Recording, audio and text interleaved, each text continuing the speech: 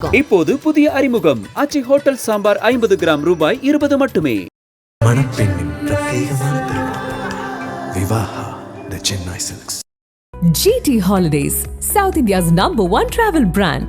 You know you are special when you're with GT Holidays. CM sir வணக்கம் sir. உதயண்ணா என் அன்பு அண்ணா அவர்களுக்கும் வணக்கம்.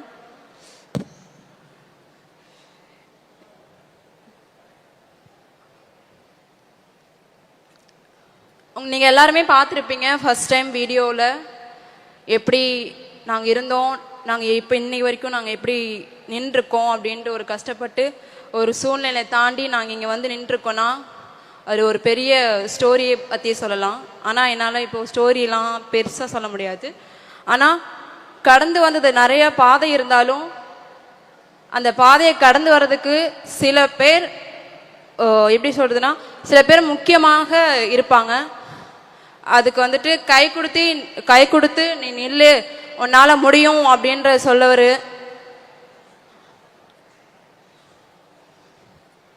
கரட்டுப்பாளையத்தில் நான் 15 வருஷமாக ஜிம்னாஸ்டிக் ப்ராக்டிஸ் பண்ணிகிட்டு இருந்தேன்.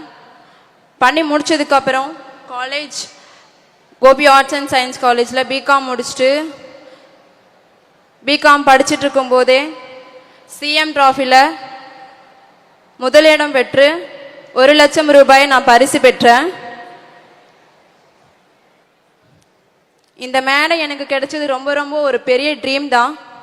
இந்த ட்ரீம் அடையிறதுக்கு எனக்கு உறுதுணையாக இருந்த என்னுடைய பயிற்றுனர் எஸ்பி தனபாக்கியம் அவருக்கு நான் நன்றி தெரிவிச்சுக்கிறேன்.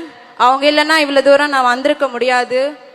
ஸோ பொண்ணுங்கன்னா வெளியே வரக்கூடாது அப்படின்ற சொல்லக்கூடிய நிலையில் அப்படி இருந்தோம். என் ஊரில் என்னை படிக்க விடலை. பொண்ணெல்லாம் வெளியே போகக்கூடாது, பொண்ணு வெளியே போனீங்கன்னா அவங்களால சாதிக்க முடியாது. இப்போ எங்கள் ஊர்லலாம் எங்கள் எப்படி சொல்லுவாங்கன்னா எங்கள் கேஸ்டில் வந்துட்டு தொம்ரா காலனின்னு சொல்லுவாங்க. அந்த தொம்ரா காலனியில் கிட்டத்தட்ட ஒரு 800 குடும்பங்கள் வாழ்ந்து வந்துட்டுருக்குது. அந்த குடும்பத்தில் நாங்கள் எப்படி இது வரைக்கும் வந்தோன்னு ஒரு சின்ன குட்டி கதை சொல்கிறேன். 80 வருஷத்துக்கு முன்னாடி மகாராஷ்டிராவிலிருந்து நாங்கள் தொழில் செஞ்சுக்கிட்டே குடிபெயர்ந்தோம். அப்படி குடிபெயர்ந்தப்போ என்னோட தொழில் என்னன்னா பஸ் ஸ்டாண்டில் தெருவில் கயிறில் இப்போ சார் சொன்ன மாதிரி கயிறில் நடக்கிறோம். அந்த மாதிரி பஸ் ஸ்டாண்டில் வந்து ட்ரம்ஸ் அடிச்சுட்டு ஆடிட்டு இருப்பாங்க, காசு கேட்குறது அந்த மாதிரிலாம் இருக்கும். அந்த மாதிரிலாம் நிறைய இடத்துல நான் போய் காசு கேட்டு நின்றுருக்கேன். நிறைய பேர் அந்த பொண்ணை வந்துட்டு வேற மாதிரி பார்த்து எப்படி சொல்கிறதுனா நான் வந்துட்டு பஸ் ஸ்டாண்டில் போய் காசு கேட்டிருக்கேன். எனக்கு வந்துட்டு பசிக்குது, எனக்கு காசு வேணும் அப்படின்ட்டு போய் கையேந்தி நின்றுருக்கேன். அந்தளவுக்கு இருந்த என்ன இன்னைக்கு இங்கே கொண்டு வந்திருக்குன்னா முதல்ல வந்துட்டு படிப்பு, ஸ்போர்ட்ஸ், ஜிம்னாஸ்டிக்ஸ் தான் முக்கியம்.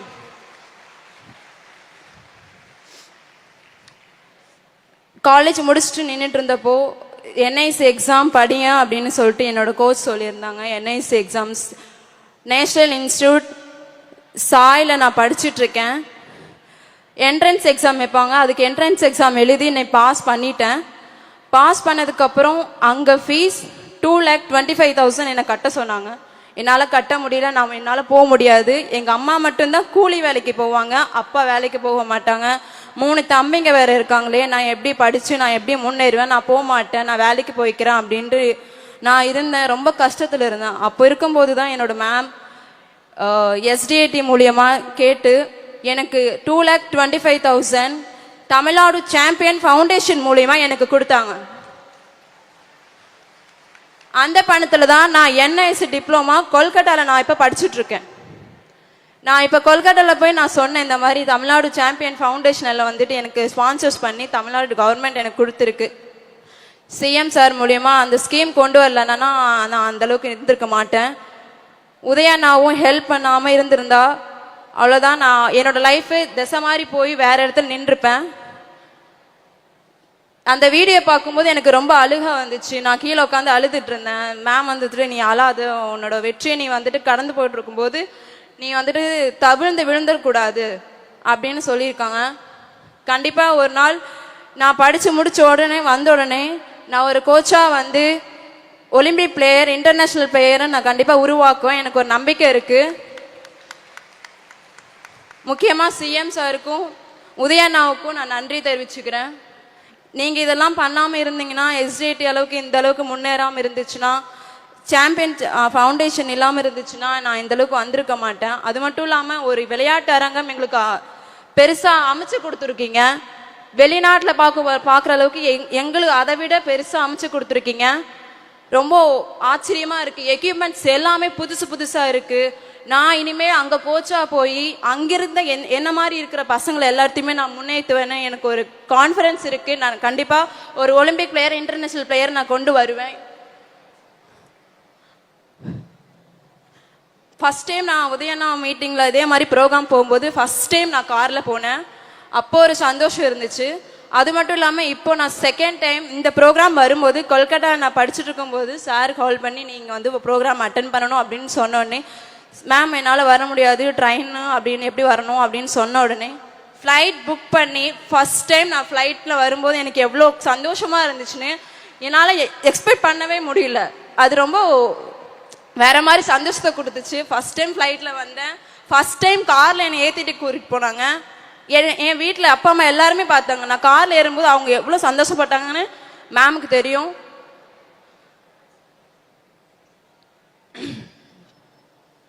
Thank you so much. CM sir, உங்களுக்கு கடைசி ஒரு ரெக்வெஸ்ட் வச்சுக்கிறேன் சார். நெக்ஸ்ட் டைம் இப்போ எலெக்ஷன் வரப்போகுது சார். எலெக்ஷனில் நீங்கள் கண்டிப்பாக நெக்ஸ்ட் டைம் நீங்கள் தான் வருவீங்க சார். நீங்கள் வந்ததுக்கு அப்புறம் ஸ்போர்ட்ஸ் மினிஸ்டர் உதயண்ணா மட்டும்தான் இருக்கணும்னு நான் உங்ககிட்ட ஒரு கோரிக்கை வச்சுக்கிறேன் சார். அது என்னோட சார்பாக இல்லை, எல்லா தமிழ்நாடு ஸ்போர்ட்ஸ் அத்லெட்ஸ் எல்லாருமே வந்துட்டு கேட்குறோம். அவங்க சார்பாக நான் கேட்டுக்கிறேன் சார். Thank you so much. இந்த வாய்ப்பை கொடுத்ததுக்கு நன்றி தெரிவித்து, நான் அப்பா அம்மா என்னால் வர முடியல, அப்பா அம்மா லைவ்ல வீடியோவில் பார்த்துட்டு இருப்பாங்க. நான் இங்கே வந்து மறுபடியும் அடுத்த நாளைக்கு கொல்கட்டாவில் போகிறேன். எங்கள் அப்பா அம்மாவுக்கும் என்னை இவ்வளோ தூரம் படிக்க வச்சதுக்கு, என்னை நம்பி படிக்க வச்சதுக்கு எங்கள் அப்பா அம்மாவுக்கும் ஒரு நன்றியை தெரிவிச்சுக்கிறேன். நன்றி, வணக்கம்.